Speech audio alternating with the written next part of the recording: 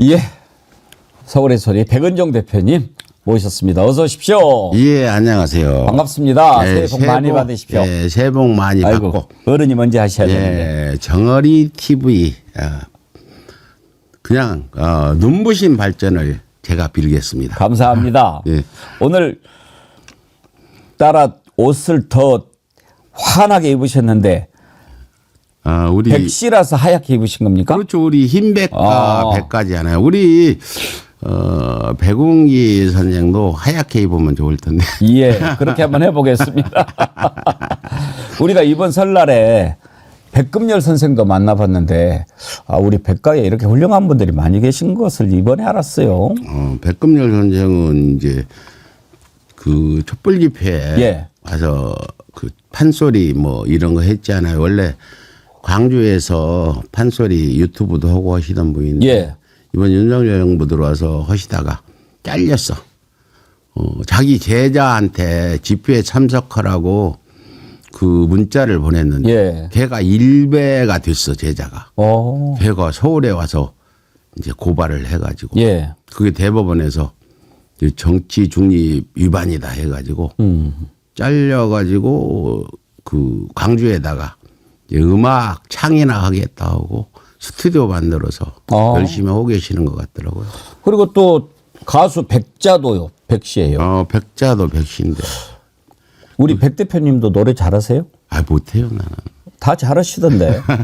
일부러 지금 겸손을 떠시는 거죠? 노래는 타고나야 하는 거지 목소리가 잘 못해요 노래를. 소리는 크게 잘 지르시는데. 소리는 저는 마이크 없어도 여기 지금도 이제 국민의힘 당사 앞에 우리가 장송곡을 틀고 빨리 망하기를 고사하려고 오늘도 지금 이제 할 거예요. 이제 내가 소리를 크게 지르면 그 당사 내에 있는 그 사람들까지 들릴 거예요. 응징 언론에서 이제 대한 언론으로 자리를 잡아가고 있지 않습니까? 서울의 소리가. 예. 시작하신 지가 몇 년 되신 거예요?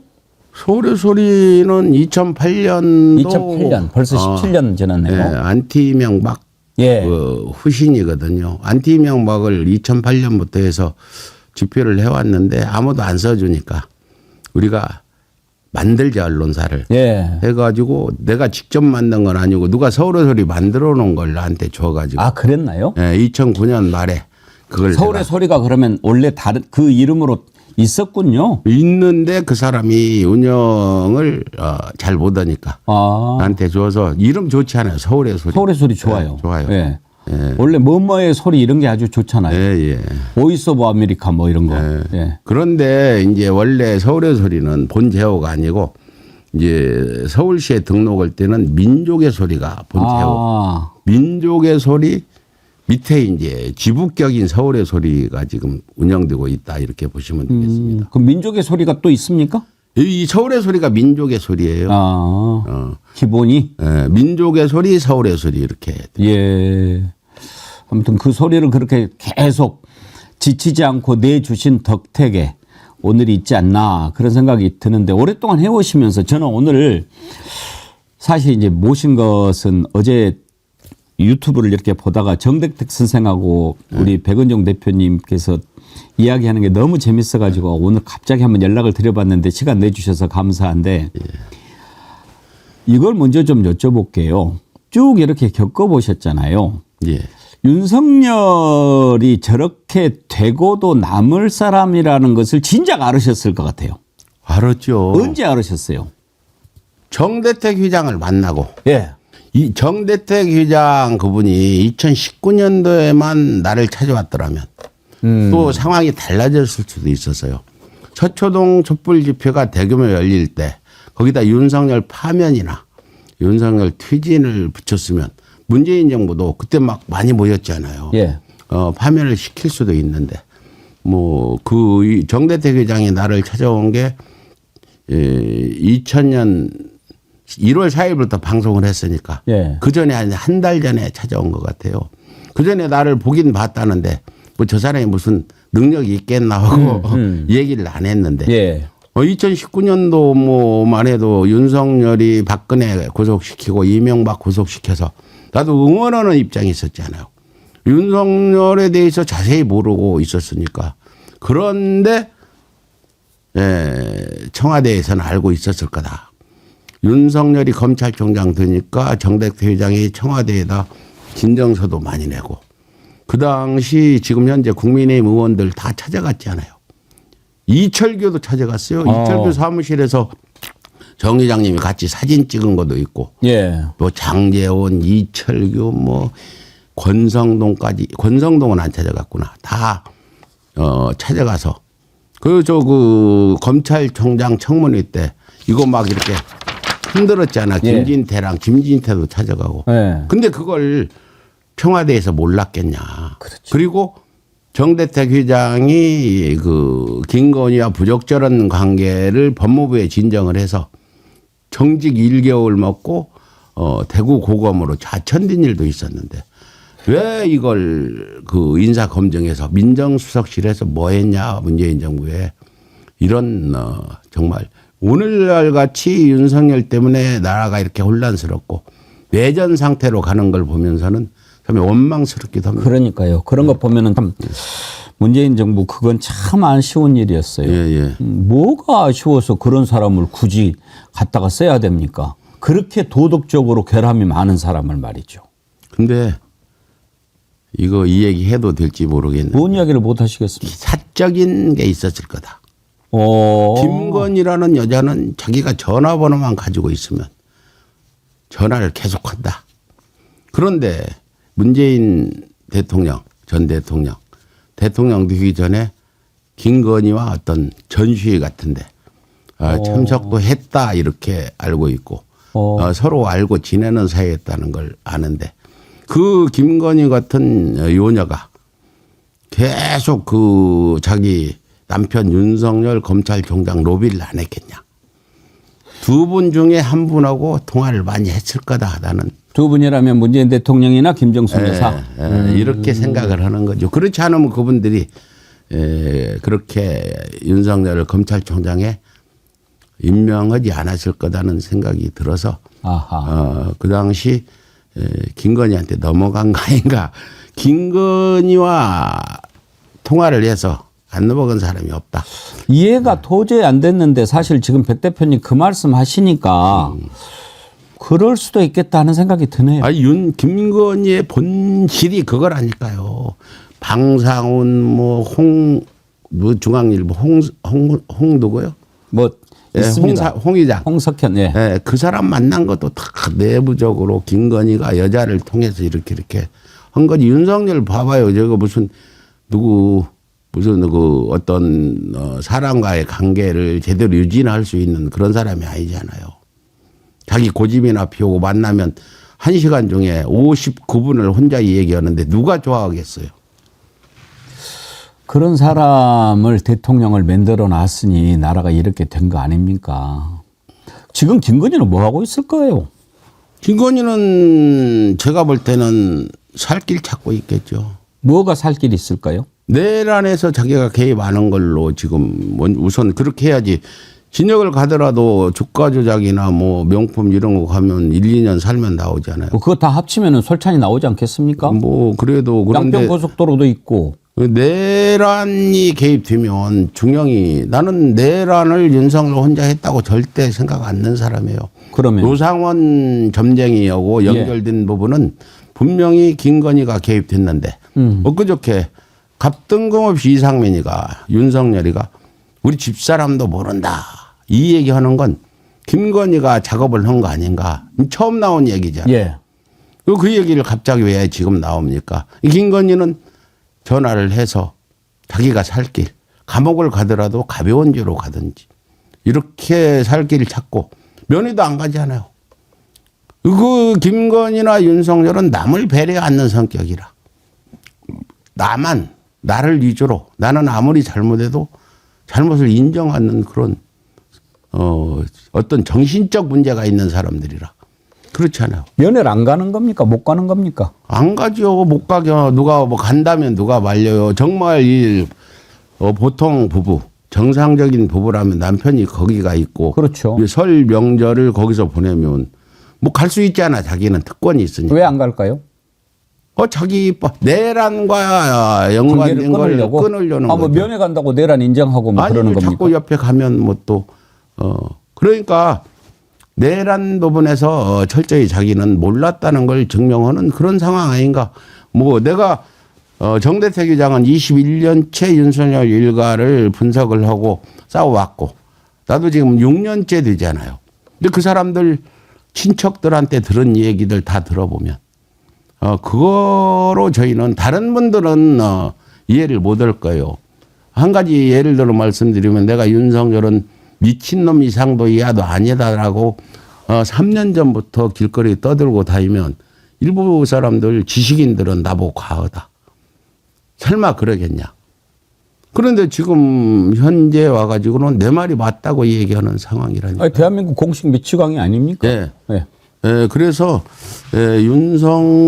김건희는 결국 살 길 찾고 반성도 안 할 거다. 알지? 있잖아요. 니폴리 증후군 중증. 예. 더 심하게 말하면 소시오패스들이 자기 반성 많지 않아요. 그런 것 때문에 대한민국에 지금 혼란이 우려되고 잘못하면 이제 이 내전이 일어날 것 같아요. 내전은 원래 종교 때문에 일어나는데 지금 뭐 무슨 전광훈 교회라든지 이런 사람들이 지금 순국 결사대를 만들어서 저렇게 하고 있는데 이게 지금 내전 우려가 된다. 총만 구할 수 있으면 저 사람들이 총도 들고 나오지 않을까.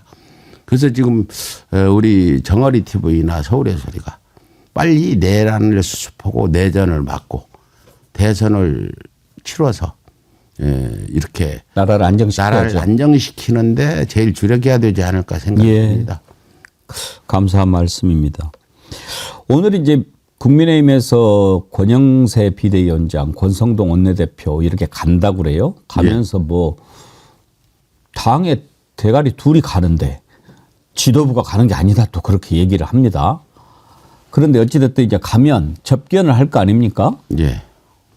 제가 어제 이렇게 보니까 대표님이 수감 생활을 몇 번 하셨더라고요. 예. 몇 번이나 하셨어요? 뭐 잡혀가긴 한 5번 잡혀가서 광주교도소에도 살고 뭐 다 광주까지 내 발로 찾아가서 하루 살고 오고 벌금 안 내고 나를 기소한 검사가 광주에 있어서 검사를 쫓아가서 응징을 하고 거기서 내가 나 잡아가라 했더니 이제 광주교도소가 살기도 했습니다. 그러면 그때는 뭐 협박입니까? 아니죠. 그 노무현 대통령 분향소 차렸잖아요. 서거하셨을 때 그때 거기다 적채물을 놔뒀다고 도로 법 위반으로 그런 일은 없대요. 뭐 상가에서 물건 내놓으면 그게 뭐 처벌하듯이 해서 그걸 그 1심에서는 검찰에서 무혐의를 냈는데 항고를 했나 봐요. 검찰 측에서. 100시야. 100검사라는 사람이 나를 만나더니 그거 해가지고 점수 따려고 나를 기소를 하고 싶어서 1심에 무죄난 걸.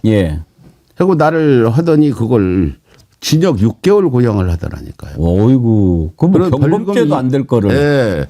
벌금 200만 원 그것도 청구가 돼서 그게 확정이 돼서 내가 걔 백가 검사가 내가 알아 이름도 광주 검찰로 가 있어서 쫓아갔잖아요. 가가지고 마이크 대고 내려와 전화해도 안 내려오고 네가 나를 체포해라 결자해제해라 했더니 그래가지고 안 내려와가지고 내가 광주 검찰 가서 나 수배자인데 이제 그때 월급 안 내서 수배된 사람이다.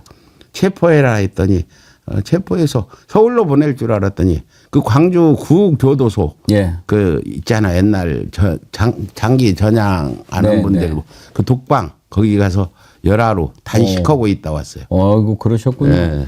그러면 수감 생활을 전부 3번 하신 거예요? 5번 하신 거예요? 뭐 왔다 갔다 하기는 했는데 수감 생활은 한 3개월씩 2번 했고 3개월씩. 나머지는 이제 내가 자발적으로 수감을 한 거죠. 주로 그러면은 뭐 이 시국 사범 관련입니까? 나는 시국 사범이 내가 개인적인 죄는 예비군 훈련 안 받았다고 벌금 3만 원인가 2만 원 낸 것뿐이 없어요. 그 후에 이 운동을 들어오기 전에는 없었고 여기 들어와서 전과가 지금 한 5, 60번. 다 개인적인 전과는 없다는 거죠. 다. 접견을 이렇게 가면 절차가 어떻게 됩니까? 이렇게 신청을 하면 오늘 누가 온다 이렇게 알려줍니까? 접견을 가면은 특별면이라고 있어요. 예. 나도 이제 거기 있을 때 뭐 국회의원이나 이런 사람 오면 특별면에는 일반 접견실은 철장을 사이에 두고 말을 하잖아요. 전화기로. 특별면에는 이쪽 방이 있어. 한 대여섯 명을 앉을 테이블이 있고 거기에 앉아가지고 특별면의를 하겠죠. 특별 면의 하면서 뭐 라면도 먹은 것 같은데. 그럴 수는 예, 있습니까? 그럴 수 있어요. 거기서요. 그 뭐 교도관이 예. 뭐 배고프다니까 밥 줄 수도 있죠. 그래서 특별 면회를 가서 하니까 테이블 있는 데서 의자에 앉아서 마주보고 하겠죠. 예. 음식을 갖고 들어갈 수도 있습니까? 없어요. 그건 안 거기서 되죠. 나오는 음식이나 라면은 거기에서 나오니까. 예. 그러면 그때 먹는 라면은 또 꿀맛이겠네요. 그렇죠. 뭐 라면도 교도소 가면 꿀맛이죠. 이제 대표님 같은 경우에는 왜 이렇게 고생을 하셨는지 우리가 아는데 일반적으로 죄를 짓고 들어가서 수감 생활을 하는 죄수들은 좀 맨 처음부터 내가 이렇게 딱 바로 적응은 못할 거 아닙니까? 얼마쯤 지나야 정신이 좀 듭니까? 내가 교도관한테 들은 얘기인데 일반 그 죄수들은 한 달 정도면 적응이 되는데 사형수들은 한 1년 간다고.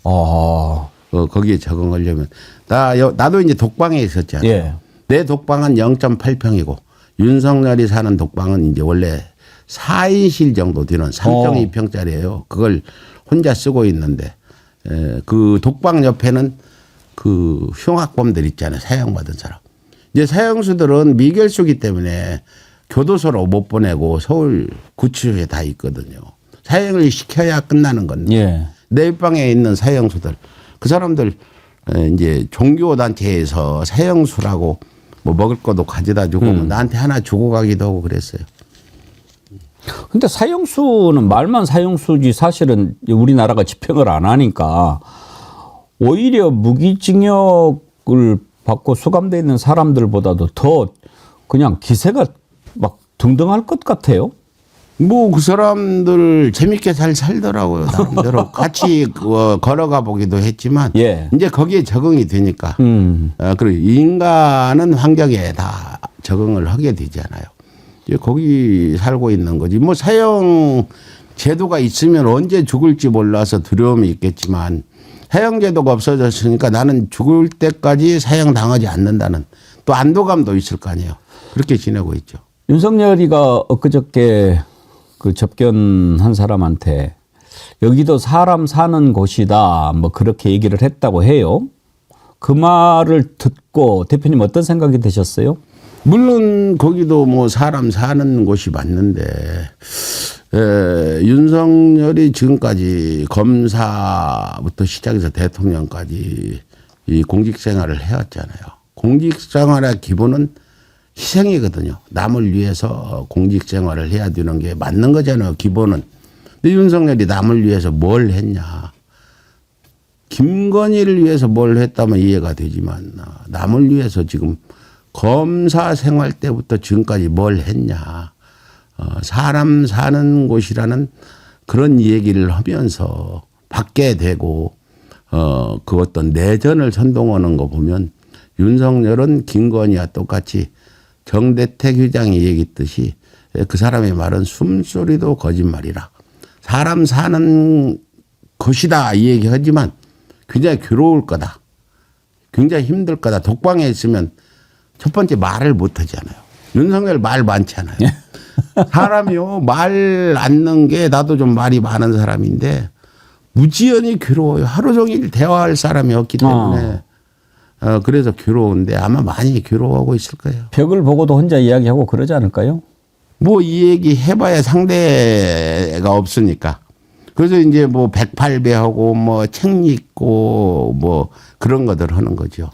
대표님 보시기에 윤석열 교도소에서 계속 이렇게 교화를 하면 정신이 돌아올 것 같습니까? 정신병원에 가야 정신이 돌아오지 교도소는 안 될 것 같아요. 나는 윤석열을 정신과 치료를 먼저 해야 된다. 이렇게 생각하는 어떤 점에서 그렇습니까?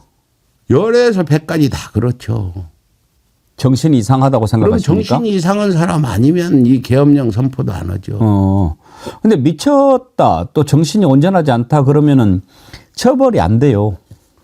처벌 안 되기는 정신병원에 가다 놓나 교도소에 가다 놓나 뭐 치료해가지고 다시 교도소로 오면 좋네. 그런 거 걱정하는데 윤석열이 미친놈이라는 판정이 남으로써 윤석열을 대통령으로 선택한 사람들이 잘못을 또 인정하는 효과가 있잖아요.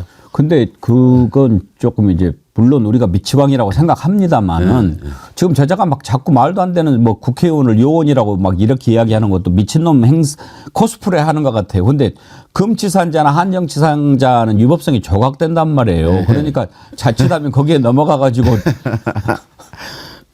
근데 처벌을 받고 안 받고 하는 게 중요한 게 아니라 우리 국민들이 어떤 깨달음을 얻냐가 중요한 거예요. 대통령을 미친놈 뽑아놓으니까 나라가 이 모양 된다. 정신병원에서 미친놈 판정이 나오면 정광훈 교위에 또 일베들 신남상연대 배인규 이런 애들이 윤석열 지지하는 애들이 후회할 거 아니에요. 아, 저 사람은 미친 사람을 내가 지지했구나. 나는 이런 교훈이 더 중요하지. 그래요. 윤석열은 내란 수기로 구속되고 이제 어떤 중형을 선고받는데 그 과정에서 그 사람이 뭐 교도소에서 좀 더 고생을 하는 거나 정신병원에 가서 치료받는 거나 별 의미가 없고 이 윤석열이 대통령 된 후에 일어난 일들 미친놈이 한 짓이다. 역사적인 어떤 평가가 나는 더 중요하다고. 예, 그렇죠. 예. 윤석열이 정신이 일단 좀 제대로 돌아와야 되는데 제가 봤을 때는 한참 걸릴 것 같기는 합니다. 대체로 뭐 아까 사형수 같은 경우에는 1년? 예, 1년 정도. 예. 윤석열이 정신이 좀 돌아올까 궁금합니다만은 그래도 사람이 기본이 좀 돼야 뭘 또 깨닫고 그럴 텐데 과연 그게 될까 싶어요. 지금 하는 거 보면 말도 안 되는 소리를 계속 하니까요. 대표님, 그 윤석열한테 이렇게 수감 생활 어떻게 하는 것이 너 좀 그 기간에 이런 거라 좀 깨달아라 이런 얘기를 막 하신 것을 제가 듣고 참 공감을 많이 했는데 한번 한 말씀 해주세요. 어떻게 하는 것이 옳겠습니까? 윤석열 같은 사람은 이제 저렇게 현재도 아까 이 얘기했듯이 윤석열 증거인은 자신의 잘못을 절대 반성하지 않는 사람이라니까요. 윤석열은 지금 서울구치소 앉아가지고 왜 내가 여기 와야 되냐. 나는 잘못이 하나도 없는데 반성 않는 사람이라니까요. 모르겠어요. 뭐 꿈속에서나 할지 모르지만 그 사람 정신 상태가 김건희나 윤석열은 반성 않는 사람이라는 거고 뭐 그 교도소 생활은 교도관 말 잘 듣고 운동 열심히 하고 푸시업도 하고 그 성경을 읽는 건지 뭐 이거보다는 교도소나 구치소에서는 천수경을 읽는다든지 108배가 훨씬 운동도 되고 좋아요. 평생 운동을 안 해본 사람 같아요. 예, 그 사람 그래서 배치기라고 있어 이렇게 가면 이렇게 팍 서가지고 이걸 해야 돼. 윤석열 배도 들어가고 그걸 그 하더라고. 좁은 데서 하기 좋은 운동이라. 근데 윤석열 나는 저 사람은 기독교에서 얘기하는 회개 또 불교에서 얘기하는 참회 이런 건 없는 사람이라.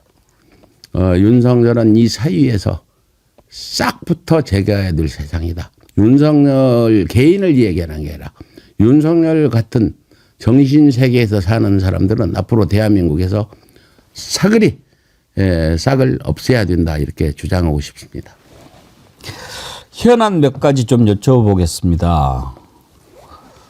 헌법재판소가 오늘 마은혁 재판관 후보자 임명하는 것 이렇게 선고하기를 하지 않았습니까? 예. 그걸 연기를 했다고 그래요. 오늘 발표를 안 하고 연기하겠다. 그리고 오는 10일 오후 2시에 또 다시 변론을 열겠다라고 했는데 그러면 일단 일주일 이상 적어도 변론 열고 또 선고하려면 2주 가까이 될 것 같은데 왜 연기한 것 같습니까? 지난번 헌재에서 그 최상목이 임명하는 부분에 대해서 변호사들이 나와서 변호를 했잖아요. 제가 봐도 어떤 논리에 맞지 않는 그런 변론을 하니까 그냥 변론 종결하고 한다 했는데 지금 헌재가 흔들리는가 우려가 됩니다. 저는 아직 오늘 연기한 줄은 몰랐는데 예. 오늘 할 줄 알았는데 그러니까요. 지금 최상목이 변론 재개 신청을 했거든. 근데 지금 어저께까지는 그걸 받아들이지 않고 오늘 한다 했는데 지금 현재 국민의힘이나 극우 세력들이 헌재를 공격하고 있는 이런 상황에서 헌재가 흔들리고 있기 때문에 왜 우려가 된다. 왜 말도 안 되는 최상목의 변론에 대해서 묵살하고 하기로 했던 걸 다시 할까. 최상목의 문제가 크다. 이거 상당히 우려되는 부분이다. 헌재가 그 윤석열 지지자들의 이 압박에 굴복하는 거 아닌가 이런 생각이 들어서 참 대한민국이 어디로 갈지 오늘 이 소식을 듣고 보니까 더 걱정이 커집니다. 하도 이렇게 정치권에서 이런저런 얘기들을 하니까 헌재가 그런 논란을 좀 불식시키고 선고를 하려고 그러는 거다 이렇게 봐야 되겠죠? 예, 저는 판사들이 예. 여론에 많이 흔들리는 걸 많이 봤어요. 제가 재판하는 과정에서. 예. 이명박도 그 당시에 박근혜 구속되고 그 이명박도 구속해야 된다는 여론이 그렇게 높지 않았어요. 대통령 둘 구속시키면 나라 망신이라는 주장들을 해서 우리는 이 민주주의 국가에서 부패한 최고 권력자를 국민들이 이렇게 법에 의해서 처단하는 건 얼마나 민주주의가 발전되는 거냐. 이게 외국에서는 다 인정된 사실이잖아요. 그래가지고 그 당시 제가 이명박 집 앞에 가서 한 6개월 정도 농성하면서 한 7, 80%까지 올라가니까 구속을 시켰는데 지금 요즘 헌재 재판관들이 탄핵 여론이 높다가 요즘에 또 뭐 일부 여론조사에서는 낮아지고 어저께 세계일보 여론조사에서는 61대 36이 됐는데 중요한 건 우리가 어떤 보편적으로 생각해서 중도층의 여론이 나는 맞다고 생각해요. 어저께 중도층 여론은 71%가 탄핵을 인용해야 된다. 이렇게 나왔거든요. 예. 좌우 빼고 중도층의 생각이 나는 그게 딱 여론조사의 정답이다.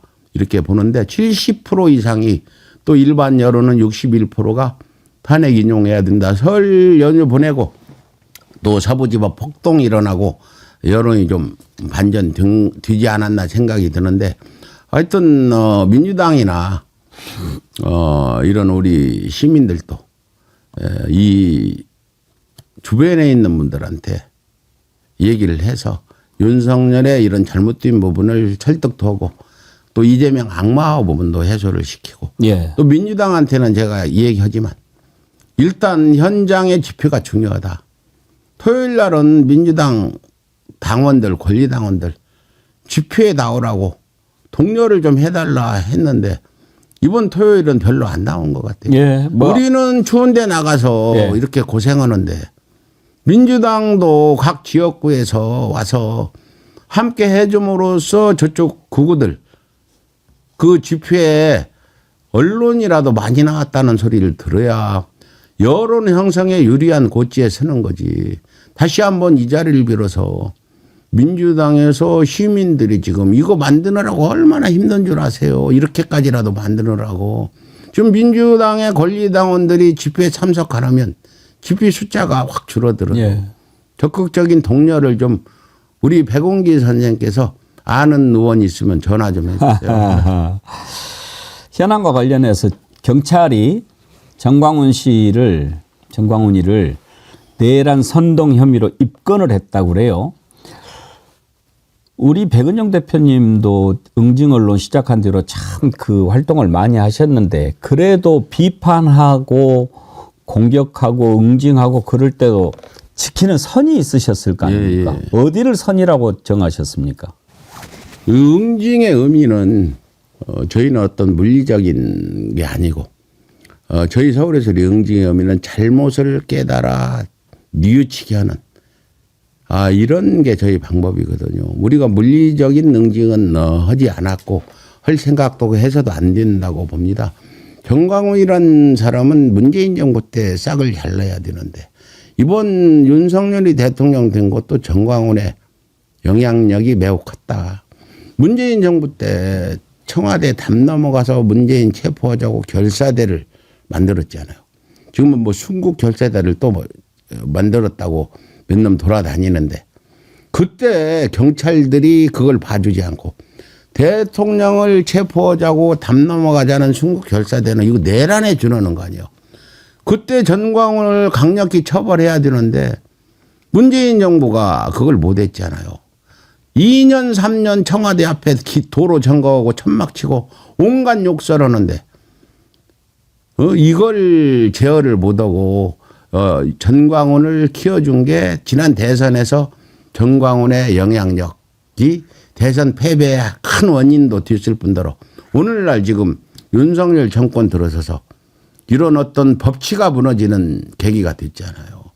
전광훈은 엄벌에 쳐야 된다 생각이 돼요. 지금 내란 선동뿐이 아니라 폭동 선동이잖아요. 전광훈 교회 특임 전도사 두 사람이 지금 한 사람은 구속되고 한 사람은 구속 안 된 상황에서 그런 상황인데 전광훈이 지금 입건 언제 됐다고 그래요?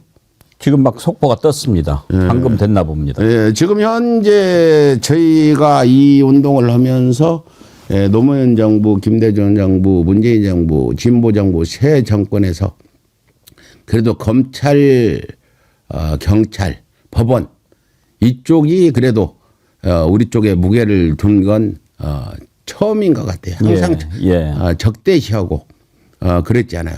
근데 전광훈도 서부지법 폭동도 우리가 집회할 때 같이 경찰을 그렇게 경비를 세웠다면 폭동이 안 일어났을 텐데 전광훈 집회에서는 그동안 경찰이 매우 느슨했어요. 예.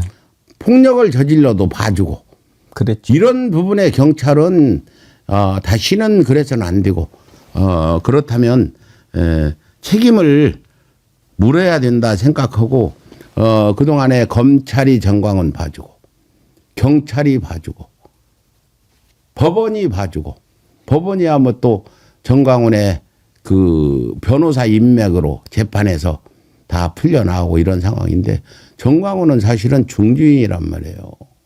그래서 입건됐다고 속보가 뜬다니까 이번은 경찰이 제대로 수사를 해서 할 수 있도록 우리 국민들이 경찰한테 그런 요구를 해야 될 것 같습니다. 예.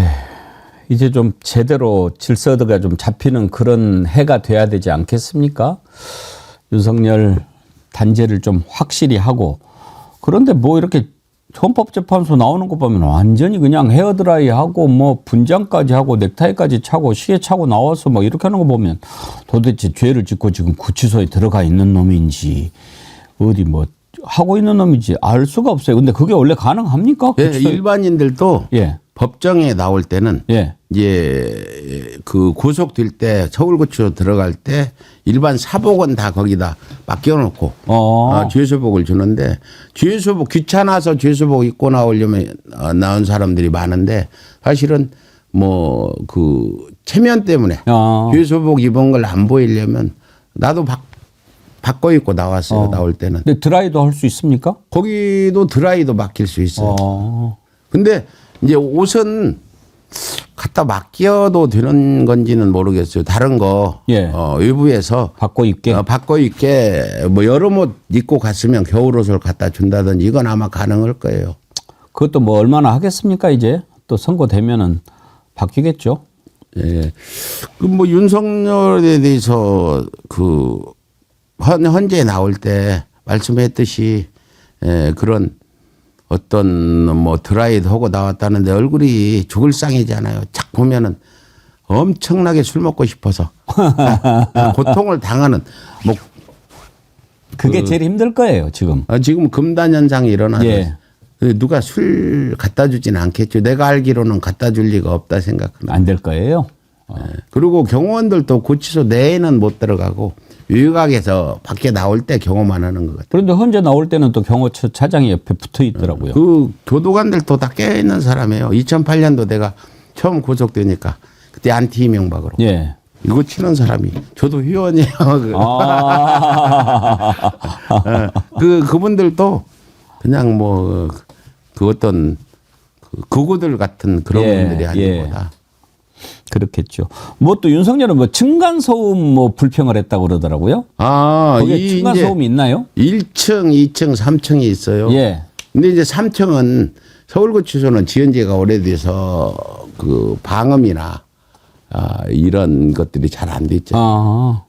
여름에는 엄청 더워 3층이. 예. 열이 직접 받으니까 2층에 있으면 바로 5층에 또 뭐 그 구치소 짓는데 제대로 방음 안 했으니까 이제 거기서 운동들 하고 뛰면은 시끄럽다고 했겠죠. 근데 이 윤석열이가 죄 짓고 들어가서 뭐 조용히 살려고 그런 생각하는 자체가 이상한 사람 아니에요. 아직도 구치소 가서도 아직 대통령이라는 권위의식을 보인 거죠. 그럼 시끄러우면 시끄러운 거지. 거기서 또 이게 밖으로 새기까지 하는 그런 것들이 또 우습게 보이기도 합니다. 노태우가 전두환을 백담사로 보냈잖아요. 네. 그건 엄청 봐준 거죠. 봐준 거죠. 네, 감옥에 가야 될 사람을. 아이 노태우가 전두환을 칠 수도 없을 거라고 생각했잖아요.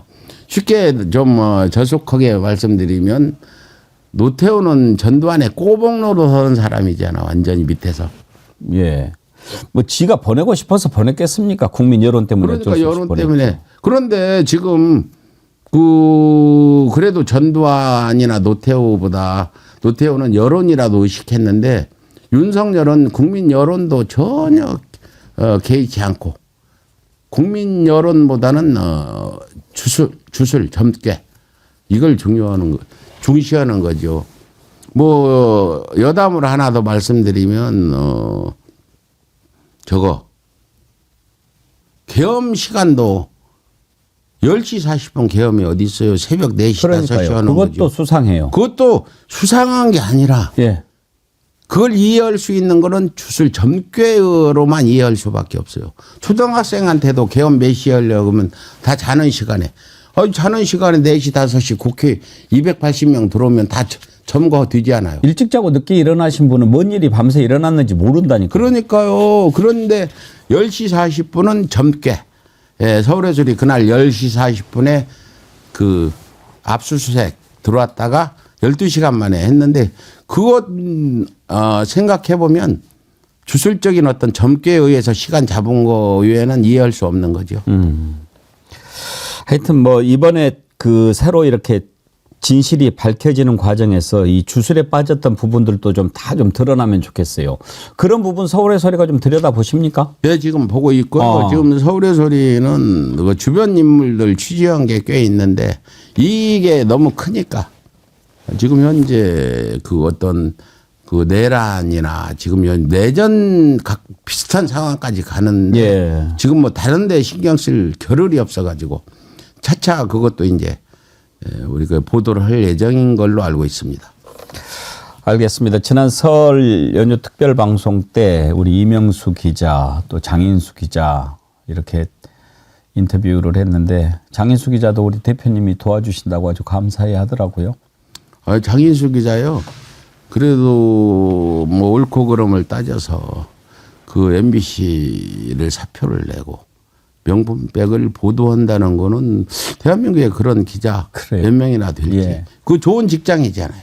아이, 최고죠. 그러니까 내가 뭐 비록 크지는 않지만 활동할 수 있도록 그렇게 조금씩 뭐 도움을 주고 있다. 대신 또 장인수 기자가 열심히 잘하고 있어서 굉장히 지금 다행이라고 생각합니다. 그 설 연휴 때 이번에 장윤수 기자가 썼던 작심하고 다시 기자 이 네. 책을 제가 읽어봤는데 참 정신이 똑바로 박히고 정말 기자다운 기자 그것을 들여다볼 수 있는 아주 좋은 기회가 됐어요. 장인수 기자가 예. 하는 얘기가 윤석열은 꼭 사형을 시켜야 된다. 그렇게 과격한 주장을 하는 사람이 장인수 기자 외에는 별로 없는 것 같아요. 그나저나 서울의 소리 지금 뭐 수익도 이렇게 차단돼 있고 여러 가지로 재정이 좀 힘드실 텐데 이제 하는 데까지 하고 문 닫으려고요. 문 닫으면 되겠습니까? 저기만 아니, 뭐 상식을 바로 하고 세워야죠. 싶은 일은 많은데 예. 이제 뭐 제가 돈도 없잖아요. 내가 뭐 아파트라도 내 거 있으면 팔아다 쓰겠는데 없어가지고 이제 겨우 유지는 되는 상황인데 그 앞으로 좀 더 활발한 활동을 해볼까 생각도 하는데 뭐 재정이 뒷받침 안 되면 못 하는 거죠. 돈 없이 할 수 있는 일은 내가 몸으로 하라는 건 다 하겠는데 돈 들어가는 거가 있기 때문에 뭐 정월이나 뭐 이쪽 그쪽 장르 그죠? 그런 방송에 이 기자랑 장 기자랑 나가서 장윤선? 장윤선 이 얘기를 해가지고 많은 도움이 되고 있는데 아무튼 뭐 하는 그날까지 최선을 다해서 한번 해보려고.